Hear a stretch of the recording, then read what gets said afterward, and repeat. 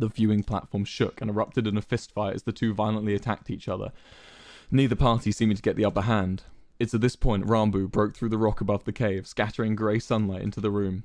Neither Quackity nor Wilbur saw him collapse into the room and walk up to an increasingly frightened Tubbo. Rambu placed a single foot onto the pressure plate, put a hand on Tubbo's shoulder and said, "Tubbo, you need to move, I have a plan." Without hesitation, Tubbo scrambled towards the ladder connecting to the cavern to the viewing platform, and he climbed it.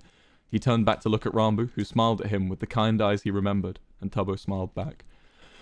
Once Tubbo had ascended the ladder to safety and curled up in the corner, Rambu began to shout, "Wilbur! Quackity!" The two immediately stopped fighting and looked down at the new voice. Rambu stood firmly on the pressure plate. "Rambu?" Quackity said, a cold shot dragging down his spine. Where's... He looked at his left and saw Tubbo, curled up in the corner with his eyes firmly shut. "It's okay, guys," Rambu began. Wilbur immediately began rushing to enter the main cave before Rambu raised a hand. "Stop! Please," he shouted. "Don't come closer. Stay in the viewing platform." "Rambu, I'll go find something heavy. Just stay there," Wilbur began, but was interrupted by Rambu shaking his head. "I have an idea," he began, his words echoing around the cave. "I know what to do. I know how to defuse the bomb and make you realize how frivolous this whole thing is." He smiled.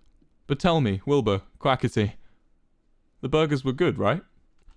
"Yes!" Wilbur answered, instantly reacting. "They're the best, Rambu, and they'll continue to be the best. Let me get you out." "No, Wilbur, I just wanted to know." "But it was never about the burgers, was it?" Rambu said. Rambu smiled. Rambu died.